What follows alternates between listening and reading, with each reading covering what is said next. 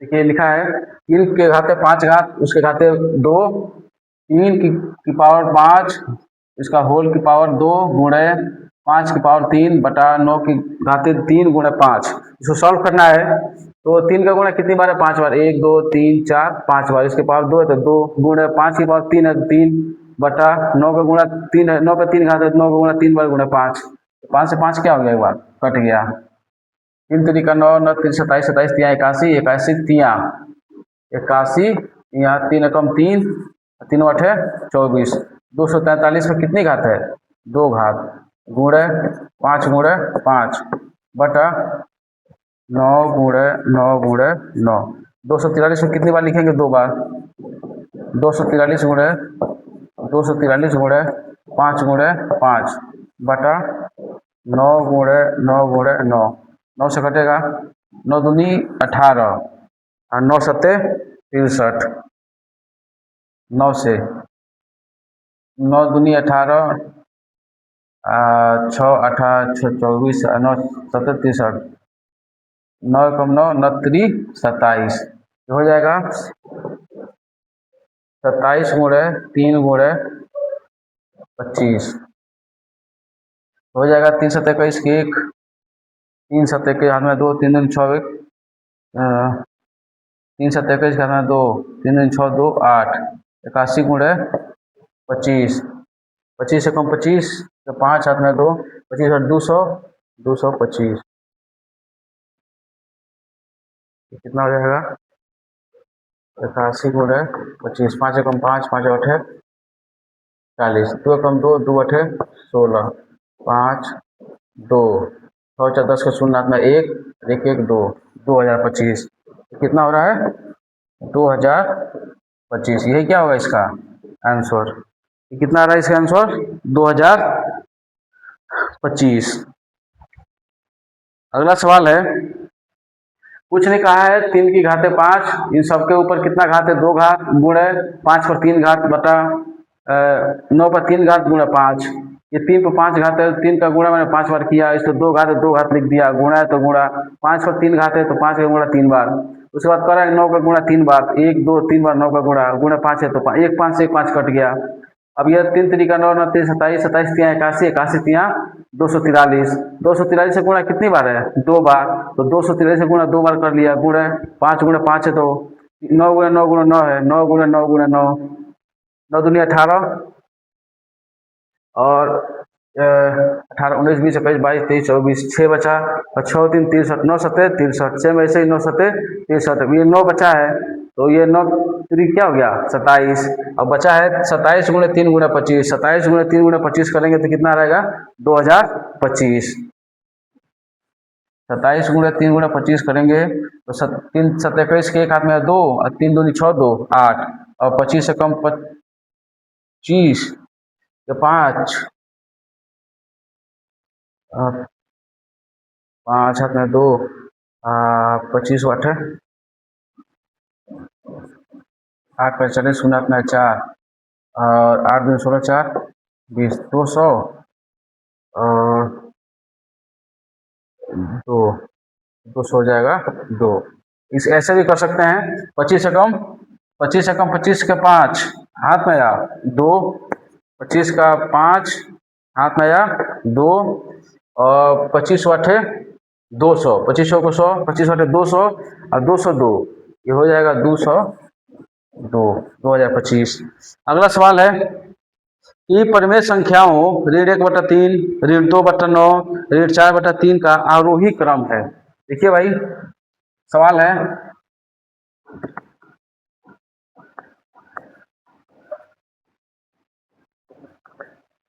परिमेय संख्या ऋण 1/3 परिमेय संख्या और ऋण 1/3 कामा ऋण 2/9 कामा ऋण 4/3 का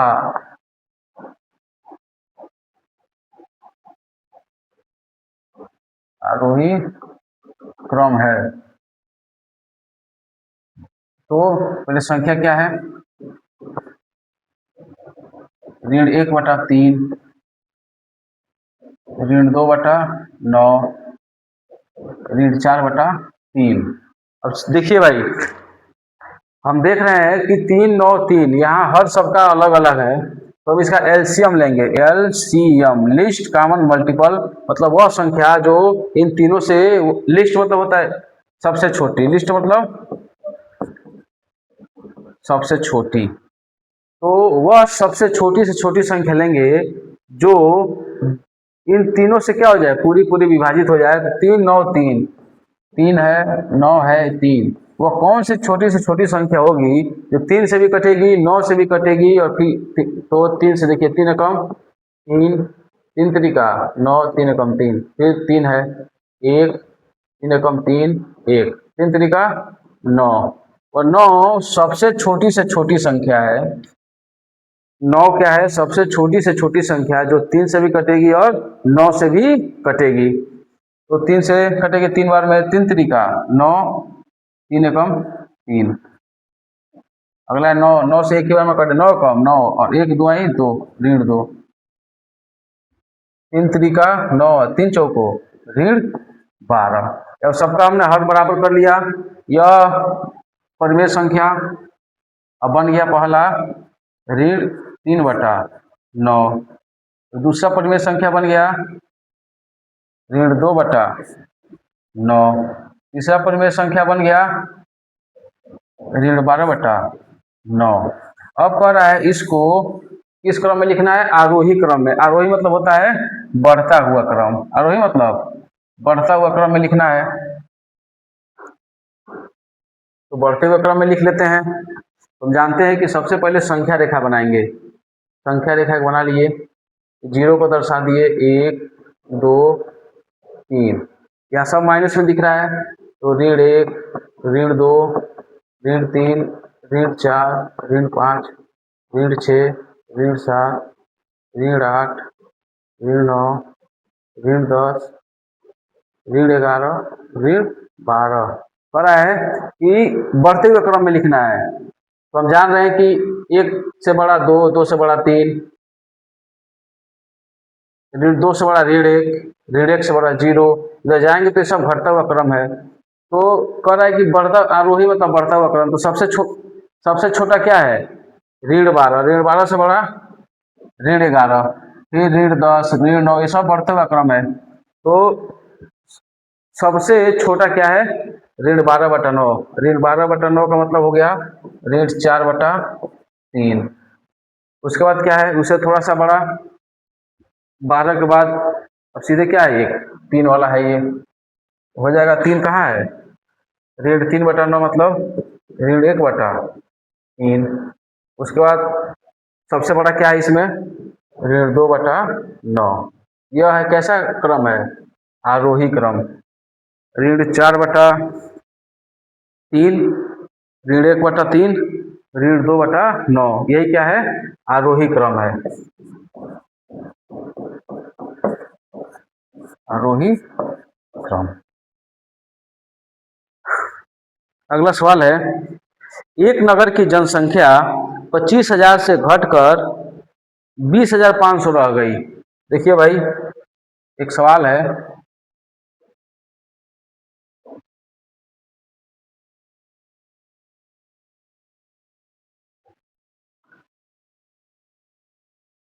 क्वेश्चन है, एक नगर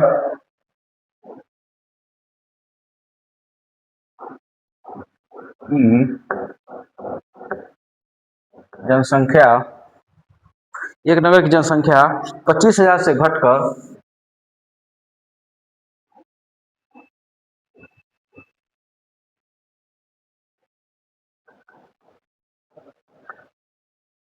25,000 से घटकर 20,500 रह गई। जनसंख्या में प्रतिशत कमी बताइए।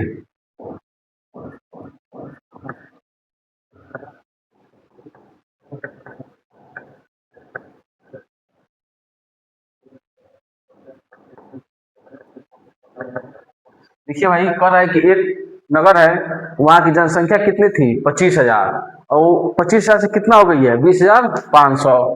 तो कमी बता रहा है, कह रहा है, देखिए इसको लगाने के बहुत सारे तरीके हैं, लेकिन जो सबसे आसान है वो सीखिए। कह रहा है कि एक गांव है, नगर है, उसकी जनसंख्या 25,000 थी। 25,000 का X% क्या हो गया, घट गया। अब कितना बच गया है, 20,500। एक नगर था, उसकी जनसंख्या 25,000 थी। अब 25,000 का कुछ परसेंट घट गया है, X% क्या हो गया, घट गया। अब वो कितना हो गया, 20,500। ये हो जाएगा 25,000 माइनस 25,000 का X% X बटा 100 बराबर 20,500। दो जीरो से दो जीरो क्या हो गया, कट गया। ये माइनस में हो जाएगा तो प्लस में, ये प्लस आएगा तो माइनस में। ये 25,000 में से 20,500 घट गया, ये 20,500 घटा दिया, जीरो जीरो, 10 में से 5 गया 5, यहाँ बचा 4, जीरो, 4500। और ये वाला हिस्सा इधर माइनस में उधर ही जाएगा तो प्लस में 250x। ये जीरो जीरो क्या हो गया, कट गया। 5 से 5 बचे 25, 5 नवा 45, जीरो, फिर 5 से कटेगा, 5 से कम 5, अब 5 बटे 40, 18%। कितना परसेंट घट गया, 18%। कितना परसेंट कम हो गया जनसंख्या, 25,000 था, और 25,000 का 18% कम हुआ तो कितना परसेंट कितना जनसंख्या बच गया, 20,500। अगला सवाल है, व्यंजक, अगला क्वेश्चन है, व्यंजक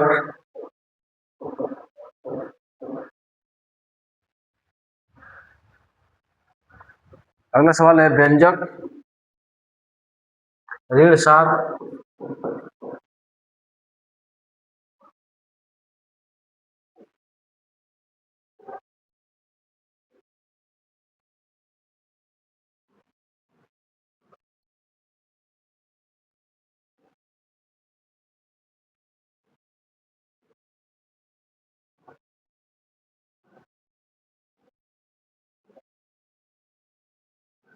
व्यंजक ऋण 7 -8 -25 का मान है। 4 ऑप्शन है,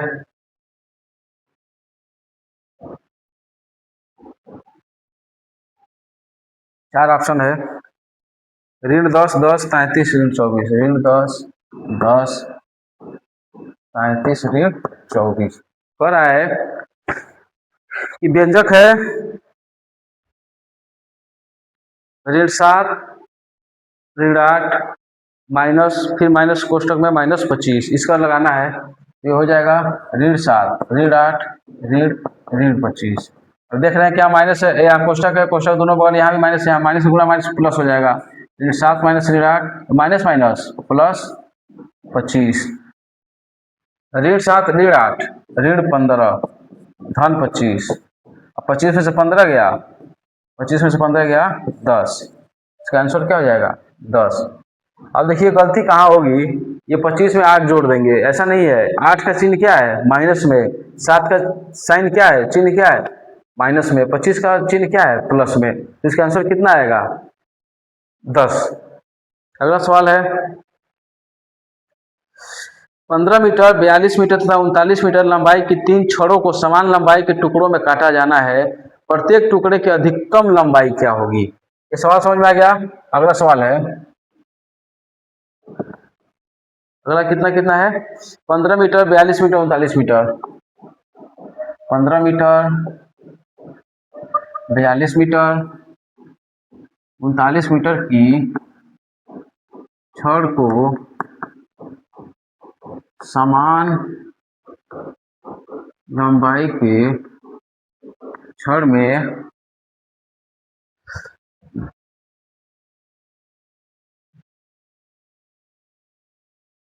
लंबाई के छड़ के टुकड़ों में काटना है।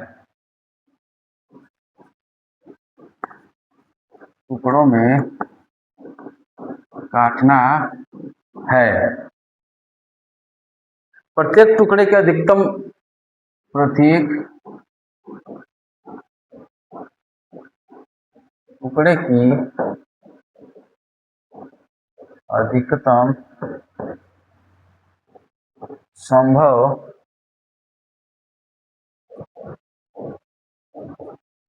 लंबाई क्या होगी। देखिए भाई, ये सवाल लगाने का सबसे बड़ा रीजन क्या है कि इसको पहले समझना है। भाषा को समझना ही इसी सवाल को लगाने की सबसे पहली सीढ़ी है कि एक 15 मीटर का सरिया है, 15 मीटर, एक 39 मीटर है, लगभग इससे बड़ा होगा, और एक 40 मीटर का सरिया है। कह रहा है कि 15 मीटर, 42 मीटर, 39 मीटर की छड़ को समान लंबाई के छड़ के टुकड़ों में काटना है, और प्रत्येक टुकड़ा का जो अधिकतम लंबाई है वो कितना होगा। मान लीजिए इसको हम कितना लंबा काटे, ये पूरा पूरा क्या हो जाए, सरिया बराबर बराबर क्या हो जाए, कट जाए। और ये जितना लंबा ये एक टुकड़ा है, ये एक टुकड़ा है, ये भी एक टुकड़ा है, ये भी एक टुकड़ा है, इसको भी काटेंगे तो ये भी एक टुकड़ा है, एक भी बचना भी नहीं चाहिए, और सबकी लंबाई क्या होनी चाहिए, लगभग समान होनी चाहिए। तो वो किस सबसे बड़े नाप की हम सरिया क्या करेंगे, काटेंगे। तो हम देखेंगे कि वह कौन सा नाप है, 1 मीटर, 2 मीटर, 1 मीटर तो सब में कॉमन है, 2 मीटर, 3 मीटर, 4 मीटर, 5 मीटर, जो इन सबको बराबर बराबर काटने पर पूरा पूरा कट जाए। देखिए 5 5 का काट रहे हैं, तो 5 मीटर, फिर 5 मीटर, 10 मीटर, फिर 5 मीटर, 15 मीटर, इसका काम चल गया। अब इसका देख रहे हैं, 5 मीटर, 5 10 मीटर, 10 5 15, 15 5 20, 20 5 25, 25 5 30, 30 5 35, 35 5 40 हो जा रहा है, जबकि ये सरिया कितना ही है, 39 मीटर है। और 5 से काट रहे हैं तो कितना हो जा रहा है, 40 मीटर चाहिए। ये तो कट जा रहा है, लेकिन ये नहीं कट रहा है। इसके लिए हमें क्या करना पड़ेगा कि 15, 39 और 40 का HCF निकालना पड़ेगा। 15,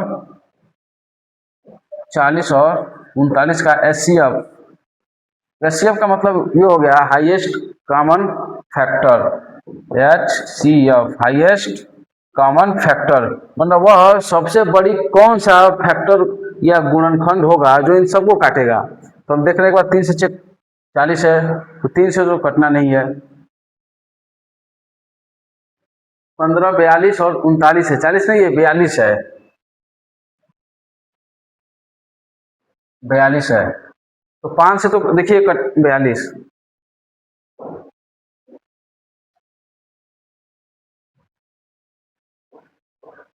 या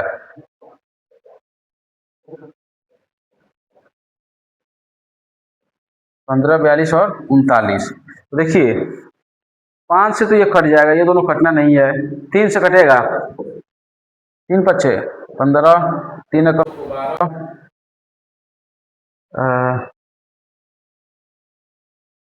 3 कम 3, 3 जो 12, 3 कम 3, 3 3 का 9, उसके बाद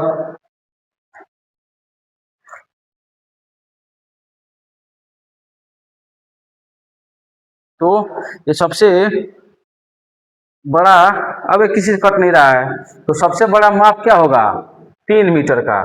तो 3 मीटर, सबसे अधिकतम लंबाई कितना हो गई, 3 मीटर। देखिए कैसे 3 मीटर वाला, देखिए मैं कैसे समझा रहा हूँ 3 मीटर वाला।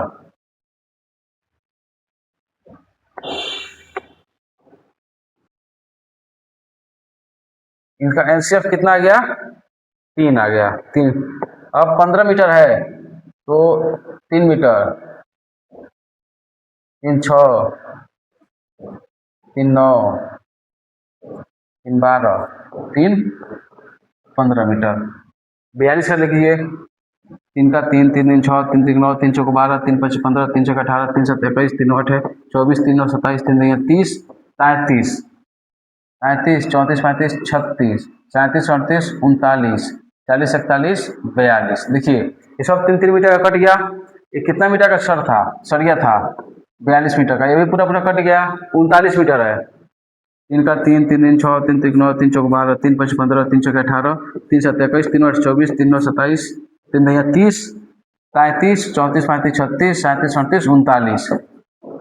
देख रहे हैं, यह पूरा का पूरा एकदम सब एक बराबर लंबाई में कटा है और कोई भी सरिया में से बिल्कुल विशेष नहीं बचा है। तो एचसीएफ और एलसीएम का सबसे पहले इस सवाल में हमें एचसीएफ का कॉन्सेप्ट समझना था, highest common factor. Highest common factor वह गुणनखंड कैसा होना चाहिए, हाईएस्ट, बड़ी से बड़ी, क्या होना चाहिए, बड़ी से बड़ी वह गुणनखंड जो दी हुई संख्याओं को पूरी पूरी क्या कर रही है, विभाजित कर दे रही है। तो 3 क्या है, 3 15 को भी काटेगा, 42 को भी और 39 को भी। 3 से बड़ा कोई संख्या नहीं है जो इन तीनों को काटे।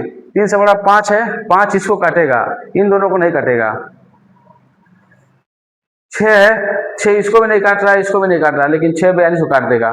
तो हमें सबसे बड़ी वह संख्या चाहिए थी, वह सबसे बड़ी छड़ की लंबाई हमें चाहिए थी जो इन तीनों सरियों को 15 मीटर, 42 मीटर और 39 मीटर की सरियों को सबसे बड़ा लेंथ कितना होगा, 3 मीटर, और एक भी टुकड़ा उसमें से बचेगा भी नहीं। चलिए अगला है, दिए गए चित्र में एक्स और वाई का मान बताना है। तो इसका आंसर कितना आ जाएगा, 3 मीटर। 3 मीटर का ये सरिया होगा जो क्या करेगा, उस पूरे सरिया के लेंथ को बराबर बराबर भागों में बांट सकता है। अगला सवाल है कि दिए गए चित्र में एक्स और वाई का मान बताइए।